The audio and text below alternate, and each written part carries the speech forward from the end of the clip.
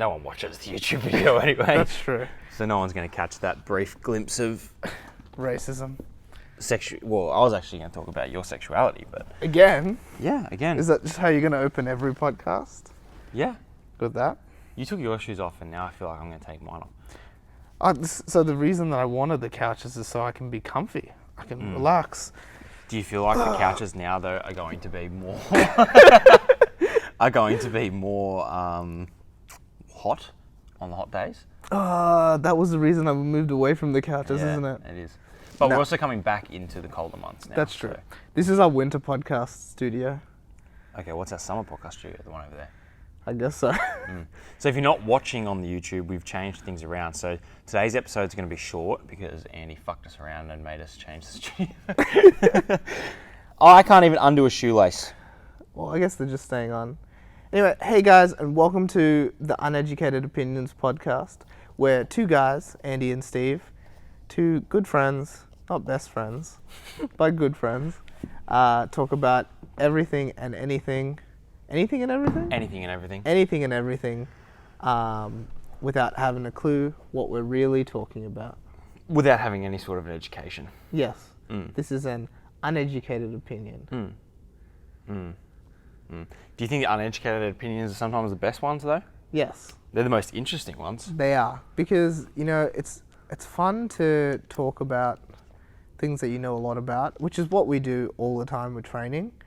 Though the other day, when you were talking, I feel like you didn't know what you were talking about. I feel like I do know what I'm talking about. So much so that I had you convinced for a bit there. You did have me convinced for a bit, but I've since gone back and thought about it even more and realised that you were wrong. I've gone back, thought about it more and realised I was right. Really? Yeah. You have? Yeah. Okay, so this is the argument me and Steve have, which will mean nothing to most any of you because... Even the people that enjoy weightlifting, this will still mean nothing to you. Yes. Because we're arguing over... A millimetre. A millimetre, yeah. So Steve's argument is that when teaching the snatch positions, so like if you've come to like a workshop, like a raw workshop or something, or the Penlay workshops, like everyone kind of teaches the same thing. Very similar. You've got, your position 3, which is just off the floor, your position 2, which is your hang from the knee, and then your position 3, which is... Is position 2 in level with the knee or just above? It depends on how you teach it. Yeah. So almost the same. Yeah, right? almost the same. Again, same as what we're going to argue about. Yeah. And then position 1 being your power position, where the bar is in the hip crease, is what's usually taught. Either in the hip crease or just below the hip crease. Because there's also two ways. Even position 1 is, even if you take aside the fact, we're essentially teaching the same position, by the way. Yeah. The only difference is if we're arguing whether if the bar where the bar sits. Drops slightly or not. But then position 1 from some people will teach shoulders slightly over the bar. Yeah. So hips pushed back just enough to get the bar to sit out of the hip crease. Yeah, so if you're having trouble conceptualizing this is you standing straight, right? With your bar, let's say we're doing a snatch in your snatch grip. Yep. And then you slowly just bringing your torso down without any sort of forward or backward lean. So just bending the knees. Just bending the knees. So knees pushing forward a fraction. And the discussion that we're having is whether or not from that standing position, when you bend your knees slightly, does the bar move down the thigh a fraction? Or does it stay sitting exactly in that hip crease? Yes. And my argument is physically, when you drop the knees slightly, the bar will naturally drop a fraction. And for it to stay in the exact same spot, you're actually holding it there rather than allowing it to drop. Whereas Andy's argument is that when you bend the knees, because the torso drops at the same rate that the knees are bending, the bar stays in the same contact point, whether if that be, depending on limb length, whether if that be in the hip crease or not, that's kind of beside the point. It's either dropping a little bit or it's not. And what people that aren't thinking about it, so the layman would see what I say and be like, yes, that's correct instantly. Yeah. But the way that could be incorrect would be if you take into account that as you bend at the hips, there is some compression through the spine, so that torso actually does shorten slightly, which would lend to your belief that the bar is, dropping a little bit in relation to the torso. Yeah. But that happens at a much lower, at a much higher rate of hip flexion. So Yes. it's not gonna Definitely happen. hip flexion is where majority of the bar drop is going to take place. Yeah. So and then what you're saying is that it's going to happen irregardless of the torso compression. Yes, it's going to happen somewhat irregardless of the torso. Okay. Again, this is why we're arguing millimeters. Yeah. But I'm saying biomechanically, it is going to happen somewhat. Everything doesn't happen in a vacuum isn't an argument here. Yeah, I'm not saying that. Yeah, okay. But what I would say is that it's not dropping down the hip. It's actually moving horizontally. Okay, I agree with that. I will agree with that. Yep, I agree. I definitely agree with that. And that's actually what I was about to say to you, is yes, the bar does move horizontally, but that then changes in respect to the hip and your thigh. The bar position does change. Yeah, by a millimeter. By a millimeter, but it does change, which is my point. Yeah, okay, that's fair. But I wouldn't recommend teaching high hang snatch from that millimeter drop. Like I wouldn't. So how do you? I wouldn't force the drop. I don't want to spend too much time on this particular topic. I do. We can spend time on this on a Raw Barbell Club podcast. Yeah. But my question to you then is at what position moving down the thigh do you teach someone what it's like to get hip contact if you're trying to drill them to be in the hips already? See, for me, the reason why I go to that position one just out of the hip is because it's the shortest amount of motion before they get hip contact, where there's as little room for error before they actually contact the hips. So rather than starting them down at position 2 at the knee and then making them move a whole foot before they actually get hip contact, I'm making them move half an inch before they get hip contact and teaching them to contact the hip well from that high hang position, which is what like those videos of Mike are, is that's for him position 1, which is just down outside of the hip crease, because then when he extends, he gets that hip contact and gets used to it, rather than teaching him to start in the hip crease, because then the only way he's going to learn to get power is by swinging his hips, like a kettlebell swing. And that's not what I want. I see what you're saying. I do see what you're saying. So like my argument, which isn't a good argument now that I think about it, would be like I would just teach go from the hips, and then anytime you get bar drop is when the shoulders drop. Come forward, yeah. But then in your argument, you just tell me that would encourage hip swing. Yes. Because you're essentially, whacking. That's the whole reason why I'm trying to keep the torso so upright, is because it stops them from being able to hip swing. Hip swing. Yeah. See, for someone like Mike, he's a special case though, because his limb lengths are so different. But see, if you take in someone who's perfect, not perfectly, but regularly built for weightlifting, you? No. Let's say Zafia has a nice long lengths, torso, very short legs, reasonably short arms, she's built for it. She would be better off learning it just from the hip crease, because it doesn't change anything. She can just extend straight. My worry with the way you teach is that you teach people to come into the hip crease too late, in which case they're going to be already standing when they get into the hips. So they're losing that last little bit of power. So they're not carrying the bar up, they're just going to be meeting the bar straight legged. Well, this is, I see that point as well.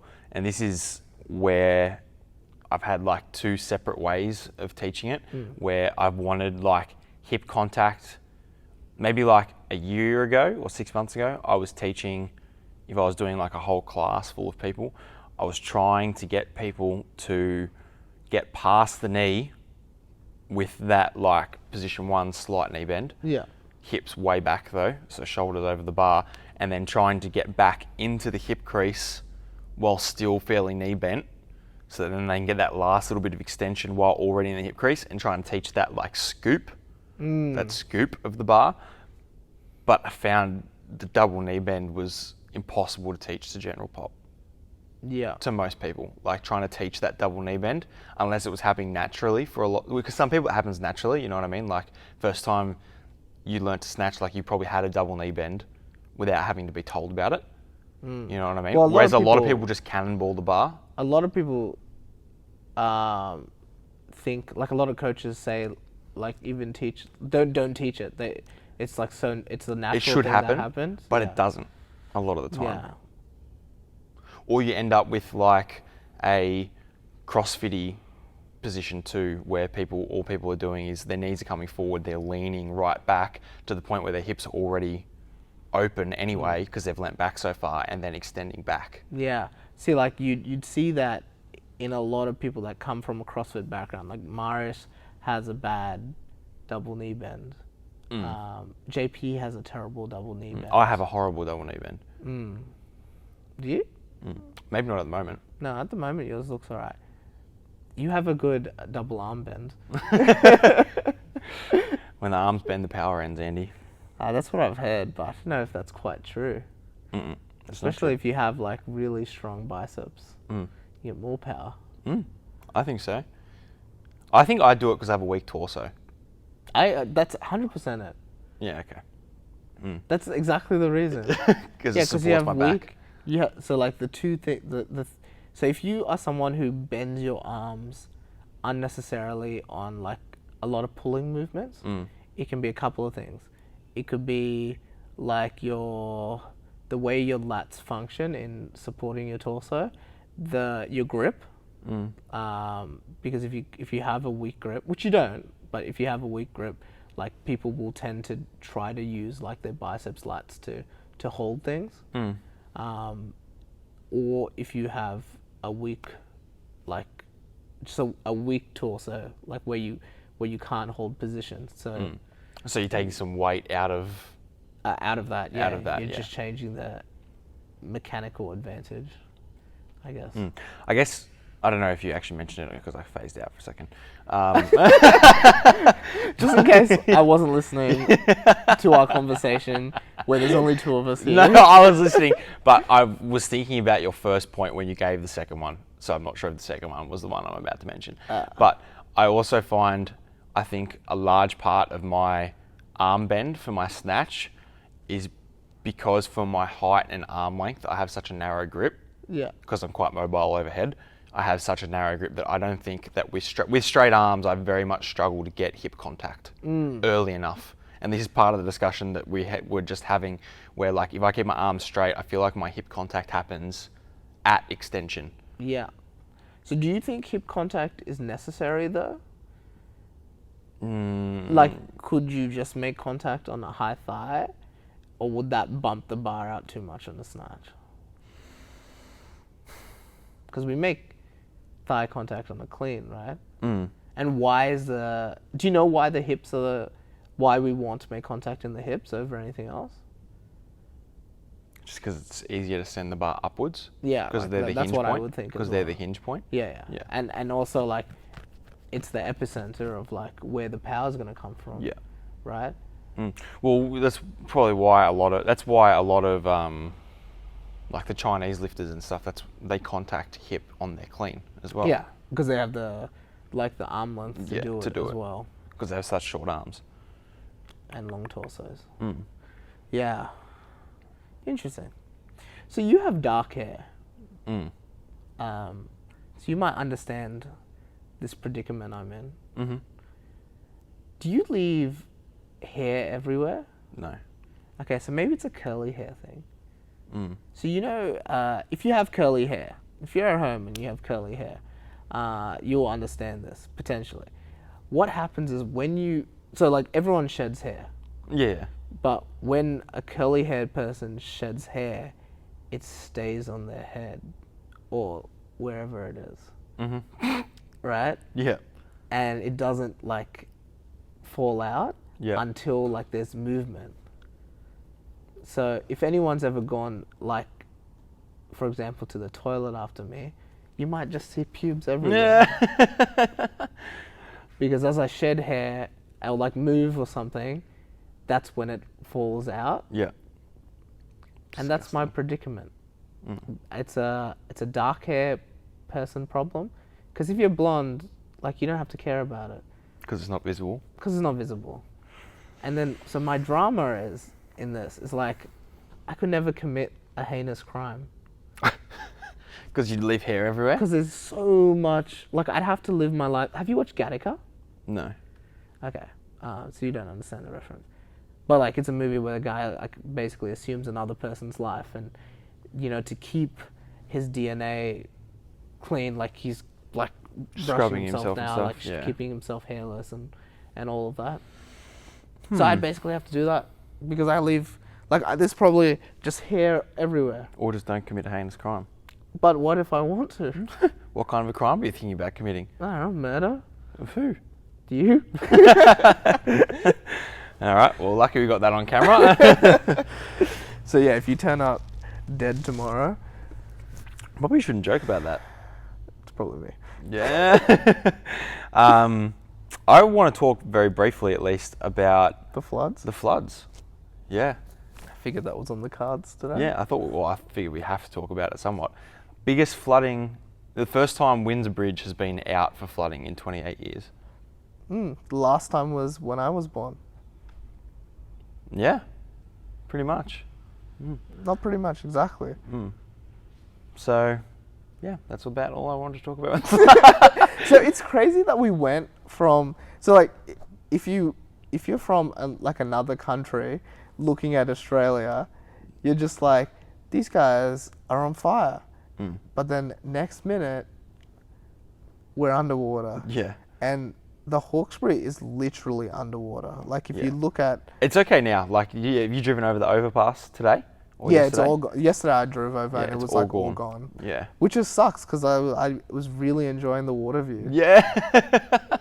So there's all this farmland underneath the overpass. Turf farms. Turf farms. Well, no, underneath isn't turf farms. I thought all of that was turf farm. I don't think under the overpass is turf farm. Oh, okay. So underneath the overpass that we drive over all the time to get to Andy's gym or get to here, it's also Andy's gym, we get coffee in the morning or wherever. Hawkesbury Valley Way. Hawkesbury Valley Way is generally all farmland, and there's just a creek that's got like maybe 2 meter drop down from the edge, but then it's also attached to the offshoot of the Hawkesbury, which is the big river that runs through the Hawkesbury. And we got up like, I think the river rose like 12 meters or something to actually get up, cover the bridge that goes over the top of the Hawkesbury, but then also all this farmland, because that creek bed is only sort of like 2 meters down, 3 meters down, it rose up and just covered this farmland. So what was all farmland was all of a sudden A lake. a lake, like talking 100 meter radius lake, like I think bigger than 100 meters. way bigger. Yeah. You reckon it was a kilometer across? Yeah. Yeah. I do. Massive. Yeah. But it, so much so that like, I'm pretty sure it had a tide. It was, Well, it would have. It actually would have, because it's attached to the creek, which is attached to the Hawkesbury, and the Hawkesbury does have a tide. oh yeah, the Hawkesbury's a tidal river, right? Yeah. It just gets less when it gets further up this end. Yeah. Because it's attached, the Hawkesbury is attached to the Nepean, and the Nepean is attached to Pittwater, and the Pittwater is attached to the ocean. Yeah, and the knee is attached to the hip bone. Bone, yeah. But yeah, so what happened? So this all happened Sunday. Saturday, normal day. Sunday night. Normal day, sorry, apart from the fact that we got rain. like 70 mils of rain that day. Yeah, but like no one thought anything of it. Yeah. Sunday, you know, people go about their day, and then halfway through the day, mass flooding. Yeah. Windsor Bridge is underwater, closed. Because Richmond it's Bridge underwater. is underwater. North Richmond Bridge underwater. Anywhere else really close? All the ferries were out of action, like everything. Oh, was it Sackville Ferry that they actually lost the ferry? Did they lose it? I didn't know that. I heard like a cable snapped or something, and the ferry went out or whatever. Not good. Maybe because the ferry rose so much, the weight just snapped the cable. Maybe something like that. Yeah. So that wasn't Wiseman's. That was like another. No, it couldn't have been Wiseman's because river's too wide down that far. It would never rise that far. Yeah. That far enough. Is there a Sackville ferry? Yeah. Oh so yeah, it could it have was been Sackville. Sackville. Yeah. Yeah. Ridiculous. And also, we had a genuine, measurable earthquake in the Hawkesbury yesterday. Yeah, I didn't feel it. Yeah, well, you may not have felt it, but it originated from Musselbrook up the coast, and we felt it in the Hawkesbury. I personally didn't feel it, but I know like mum and dad at home felt it. 2 shakes What time? throughout the day. Early-ish morning, like 8:30 in the morning. I was in bed. Well, you wouldn't have felt it. No, actually, I wasn't in bed. I was here. Yeah. Yesterday morning? No, you don't open Wednesday mornings. Yeah, I was here because the fire inspector came in. Was he like, oh my God, an earthquake? No, he rang me, and he's like, hey, there's a sign on the door saying to ring me. And I was like, yeah, I left it there.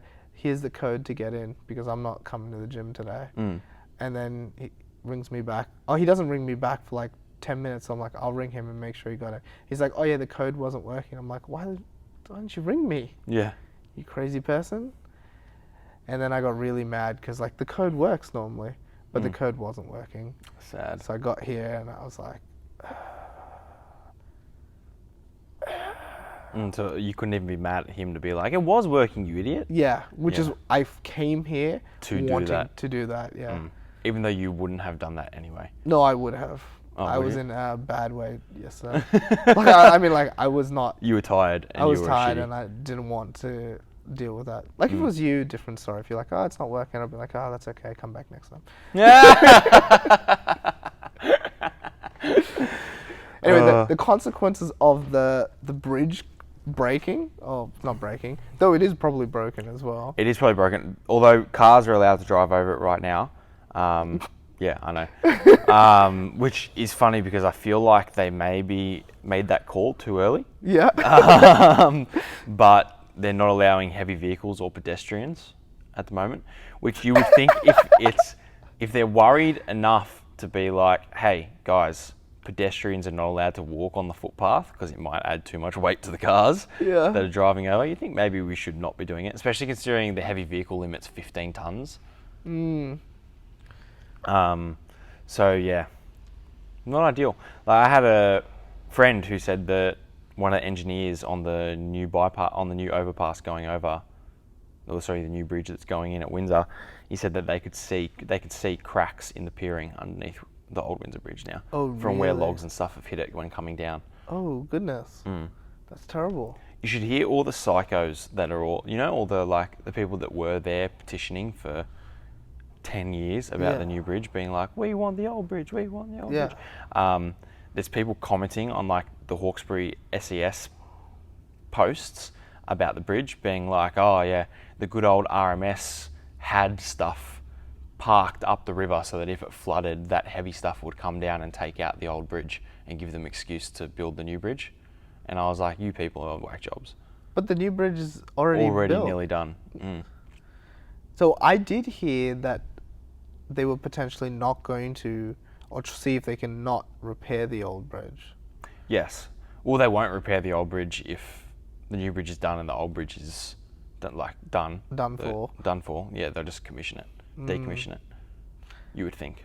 Yeah, it's just so. It's crazy because everyone who's on that side of the river basically couldn't cross. Yes. So they were all isolated. So Yeah. anyone in Currajong, Wilberforce, Lower Portland on that side of the river, yeah. Which is hilarious. Yeah, everyone was stuck. You guys basically became. I mean, there is a way, but then Bell's Line got closed as well because of an accident. Yeah. So, what was normally a 20-minute drive to get across the river for people from over there were some people who had to get over were doing a 3-hour drive to go up the mountain, across the mountain to avoid the river, and then come back down the other side. Not worth it. Not worth it at all. But a lot of people did say not worth it. Some people were like, no, I got to get to work. Which brings out another there's always two sides to the coin. I was having this conversation with someone this morning. There was people that were like, no, I have to get to work. And their employers were being like, stop being an idiot, just stay home for like the week. Like, it's fine, you've flooded in, there's nothing we can do about it. You're not going to drive 3 hours to work. And then there's the people that were like, hey, I'm flooded in, it would take me 4 hours to get to work. And the boss is like, I don't give a fuck, get to work. Yeah, I think it really depends on Two types of people. what your work entails as well. Partially the job, I guess. Like if it happened to you, which it did. How did you get trapped on this side? I was up the coast when it flooded, so then when I was coming down, I was already on this side, and I was like, I'm going to go home. No, I'm not. And I couldn't get home, because I was not going via Lithgow to get home. So do you just have clothes and stuff at every other places? No, I don't. But because I was up the coast, I had a bag packed for 4 days away anyway. Yeah.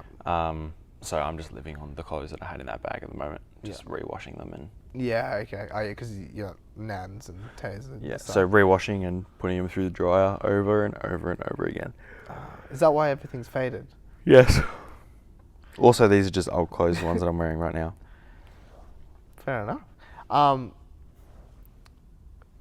did want to say, oh God, I just had a major mental blank about what I was going to say. Something about the education system? No, it was still about Flooding? the flooding. But we can talk about the education system. No, I still want to talk a little bit more about the flooding. Okay. The Warragamba Dam, which is like, I'm sure all of our listeners are Australian listeners, so I don't need to explain how big Warragamba Dam is. No, how big is it? I don't know. I don't know the exact volume, but it's fucking... Because no, as in like just the sheer size of Warragamba Dam it's the biggest dam. I'm pretty sure it's the biggest dam in Australia. So it's ridiculously massive. In the last, as in to the point where it was at 70% and we had no rain, almost no rain, no or negligible amounts for over a year, and the river, and it only dropped to 40% with the amount of people in Sydney using that. So we lost 30% after a year with almost no rain whatsoever. And in the last week, that dam rose 31% in a week. So we're back up at 60? So we're back up at 71%. Oh, wow. That's very good, right? Very good. So water restrictions will still never be lifted, I'm guessing? Well, you'd hope not. You want to keep the water restrictions for at least a little while. But 73%. The funny thing is we've all just recovered from this flood. If we were to get another bit of a rain event over the next couple of days, over the next week, because it's supposed to still rain every day for the next week or two. If we get another couple of big downpours, like another 50 mil or 40 mil downpour here and there, that dam will rise to around the 85-90% mark. And if it does raise to that 85-90% mark, not only are we going to have had the 100 mil, the river already raised, we've got more king tides coming, so the 100 mil is going to fill up the Nepean and the Hawkesbury even more again. Then they're going to have to release millions of litres from the dam, and we're going to have a worse flood than what we just had. And that's when places like Bligh Park and stuff will be affected. Getting affected. Someone was telling me about that today. So what it doesn't get to 100% before they release? No, because the floodgates can't handle it. So they have to release before 100%. I see. Because otherwise the floodgates can't handle it. And so that releases out, and that just goes into that same flow that's the Hawkesbury and stuff. Yeah. Wow. So it goes into the Nepean and then into the Hawkesbury. Yeah, because I've heard that even all this area is all flood area. Because you have the thing that you have to realise with the floodgates especially is that with an extra 10% in Warragamba Dam, just because of the sheer size of it, you're talking an extra couple million tonnes of pressure. We're talking a lot, another couple thousand tonnes of pressure up against those floodgates.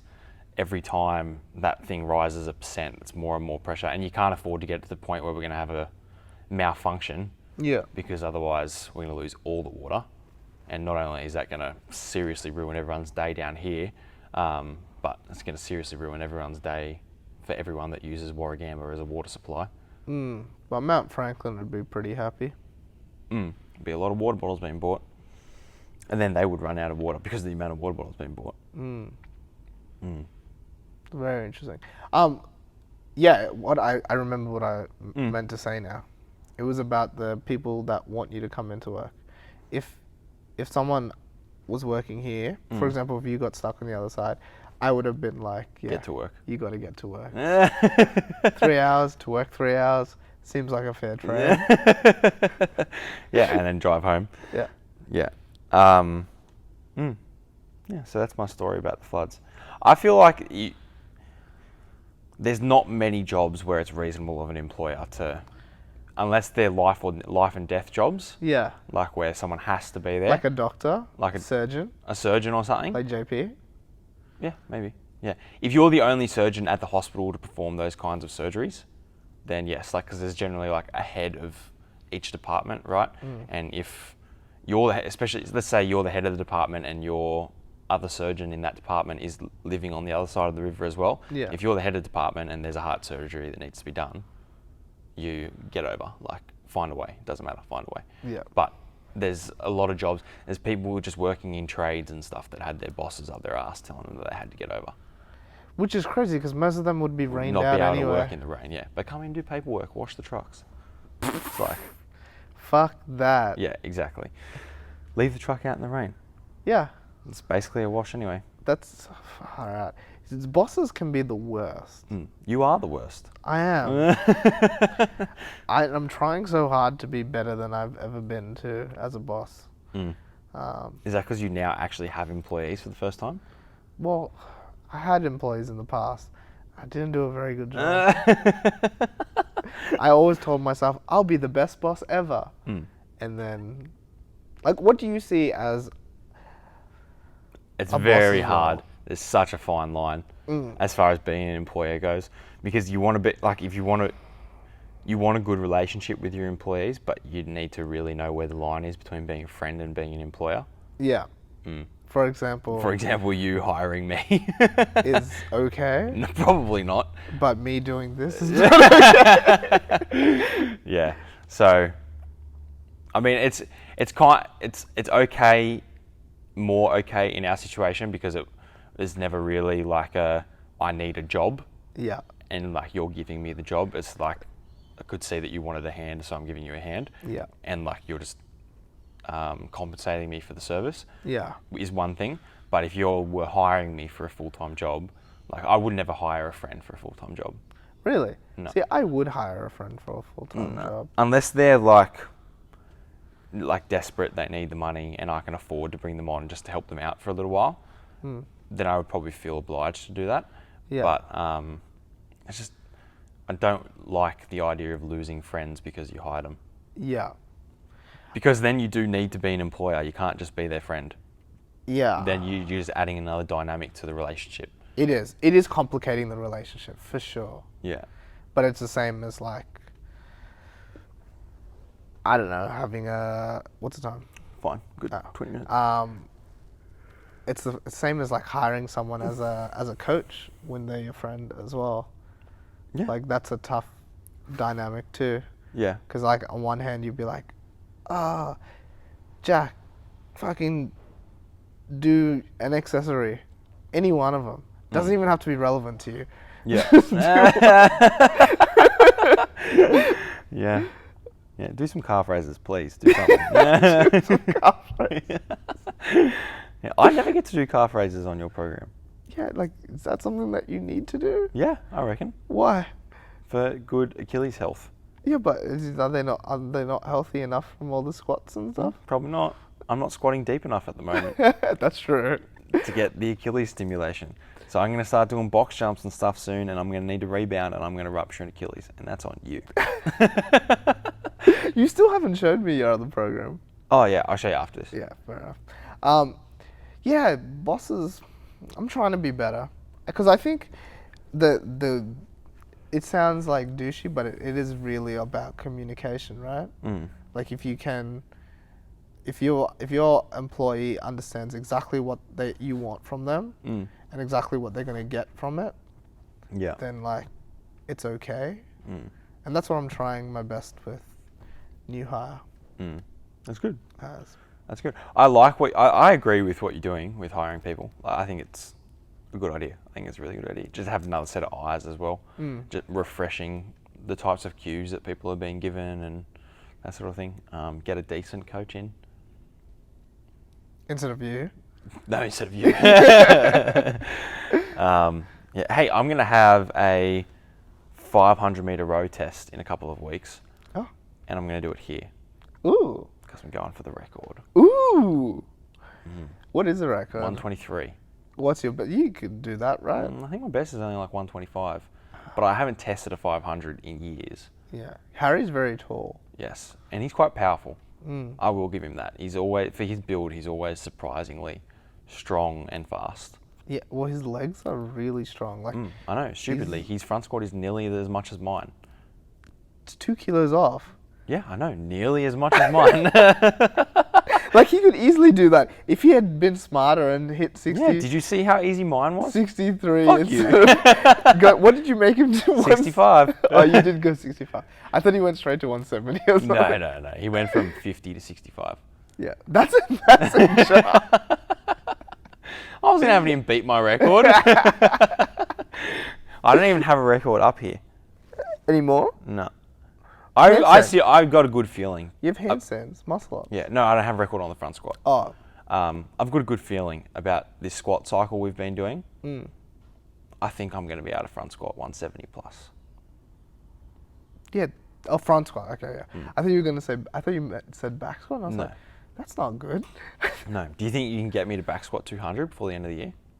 Before the end of the year? Because mine's been stagnant for a long time. Yeah. So we're looking at a big increase. Like we're looking at 10%. But that being said, I feel like it's been stagnant for a very long time and the potential is there. Yeah, because you're at like 180 something, right? 181. That's lower than my back squat. But yours was low bar, doesn't count. It was. And I don't think I could ever do it again. Like, it would break me. Yeah. You know what I need to do? I need to do a super total. Yes. Because I PR well in comps. Yeah. Yeah, that would be there's where pressure where you hit that lift. I'll open on 190 and give myself no choice. Hit it or bomb out. Yeah. Do you think that you could put together like a good super... I think we talked about this before. On this? Yeah, not on this. Oh, okay, that's fine then. Do I think I could put... So a super total is snatch, clean jerk, and then squat, bench, deadlift. Do I think I put together a good super total? Yeah, what do you think you'd do in a day? Like at the super total comps. Right now? That really hold. Right now? 110, 140, probably more than 140, but let's say 140, like as in a couple of kilos. 110, 140, 180, 125, 185. You don't feel comfortable pulling... 190, 200? Yeah. No. Really? Didn't you No. pull 187 like Yeah. the other day? And you still don't feel comfortable hitting No. in a comp? No. So that confidence is a big thing. In my deadlift? Yeah. Yeah. Like your lack of confidence is... Because it's woeful. Yeah, I can understand that. But... That didn't help the confidence. No, like if you asked me what my super total would be, having not snatched or clean and jerk... You'd still throw your 1RMs at me? Yeah, I would be like, I'll hit 110, 140. 110, 140. I reckon I'd squat. I would lower the squat. See, my squat is one I'm not confident in. But you're confident to hit like a very heavy squat. But I'm confident that I can squat more than my PR. I am not. See, that 181 that I hit here, because I'd put ollies on, I'd do everything. Yeah. Like that 181 that I hit here that day was not hard. And like I feel like I've gotten stronger since then. I've definitely gotten heavier, so I'd hope I'd have gotten stronger. Yeah. See, my unfortunate thing is that I've gotten heavier and potentially not stronger. No, you've definitely gotten stronger. You reckon? Yeah, just because you move heavier weight easier. That's true. That's important to... Capacity is just as important as Yeah. absolute strength. Yeah, that's true. And that's all I've been training. Is capacity. Yeah. So what have I been training? Huh? Bit of both. Yeah, bit of both. Because I've been doing a lot of volume. Capacity for certain tasks. But also, that's what we argued not argued. That's what we discussed. Is that like for you to move the needle forward, it is Volume. a lot of volume because, unfortunately, as a CrossFitter, that's just what you've done for so long. So like 3x3 is not gonna, or 3x5 isn't quite enough to enough stimulus for you, right? I've liked how I've felt better the last couple of weeks, even though the weights are getting heavier because you've been dropping volume slightly. So rather than doing like two sets of 3 and then 2 sets of 2 and then my 4 singles, like over the last couple of weeks, it's been like 1 set of 2, one set of 3, then my 4 singles. Which is nice, right? Like it feels like a deload. Yeah. Not that I need it at all at this point. You don't need it, but like you do need certain things deloaded in a way.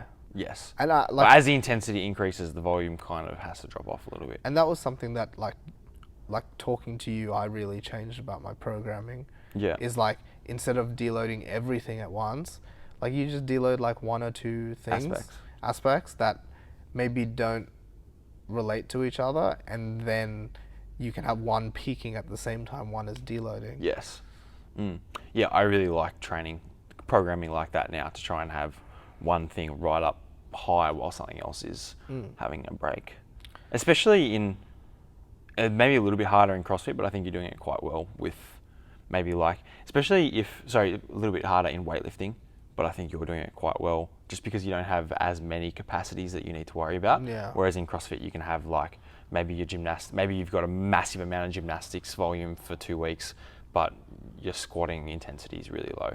Yeah. And like you're not really doing much squatting or whatever. And then rolls can reverse at a different stage in the cycle or whatever. Tempos and bar speed or maybe intent for bar speed anyway, is maybe another aspect that you could implement to add another degree of variance of things you can deload. So rather than so you can say, hey, just doing your 3 sets of 3 even though we're doing it at 70, only doing it at 60%, I want you just to move the bar at comfortable pace, so don't feel like you need to come out of the hole at all, and then to add an extra level of intensity to that, tell them when they're coming out of the hole, you want them driving out of the hole hard. Yeah. I want the bar at 0.8 meters per second. 0.8 meters per second. Yeah. So with someone But it just makes it more complex, the program. Yes. And also, they're probably not things that you need to think about for general pop. No, it's not. But like, let's say, for example, like especially, so like a lot of these things like you take into account because you do a bit of online programming. But like with Adrian, I often will program, hey, like with these squats, no bounce. I want the steady pace like throughout the 5 reps. No stretch shortening in the bottom if you can avoid it. Well, minimal anyway. Yeah, I program that a lot as well. Especially with high, at the moment, like they've been doing, a couple of my guys have been doing like 15s and 20s on their squats, and it's been like, don't bounce out of the bottom. Yeah. Like go lighter and control the hole, just because I want a little bit more time under tension in that bottom position lengthened, rather than bouncing through it and putting more stress on everything. How do you get someone who bounces out of everything to stop bouncing? Usually you would say like we'll do like a pause or something like that, or a tempo, but what if they bounce out of their pause? Out of their pause, I'd get them to pause on a box at depth. So I'd set them up, even for like, if you're getting someone who squats low, maybe you stack 3 25 kilo plates under their bum. Yeah. And make them stop on the box so that there's literally no room for them to go down. Yeah. And we know that like you get an extra, you have 15%. Am I throwing myself under the bus here? Yeah. Yeah. Like, is this what's going to happen next? Because you have, for people at home, like there's is it 15 degrees either side of 15 or 10? 15. I think it's 15. Yeah. Of strength that you improve of like functional range. Yeah. So for example, like if I did a bicep curl to here, I'm actually improving like the range to here. And he still. moved his arm further. Oh yeah, that was bad. Or if you do a half squat, you get an extra 15 Yes. um, Degrees of at the hips and the adaptation. knees. Yeah, Yeah. adaptation. So like, just because you're cutting that depth off doesn't mean that you're not able to get low Yes. when it counts. Yes, that's true. Yep. Yep. No, it doesn't mean you're not going to be strong through that further range. That little bit further range anyway. It doesn't need to be a massive amount of range, but a little bit further. Yeah. Well, that's what I was going to say. That's all right. Yeah. Maybe we'll just call it there. Yeah. All right. That means that we get to go and do our work now. Actual work? Actual work. Okay. Hey guys, thank you so much for listening. Episode 22. Oh, I thought of something else. Originally, one of the ideas for the podcast name was Opinionation. I think that's what we should call our listeners, our Opinionation. I like that. So thank you, Opinionation. Thank you, Opinionation. For listening to another Are you going to make episode. them subscribe to Opinionation one day? Maybe. Hashtag Nah. You can find Steve at SteveNorman250 on Instagram. You can find me at TrainWithAndy on Instagram. And follow Uneducated Opinions at Uneducated Opinions on Instagram. Tell all of your friends to listen to the podcast.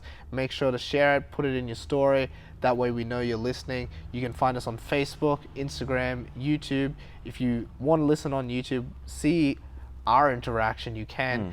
There's a subscription button that you can press where you'll see everything, and a little notification bell too. And let us know if there's any topics that you want us to visit, especially ones that maybe we're less educated in. Let us know if you feel like we're talking too much about training. yes, The last little while, I feel like that we've been reverting to what we know, rather than keeping them uneducated a little bit. But if you have some uneducated opinions for us, let us know. yeah, Steve wanted to talk about transgender babies today.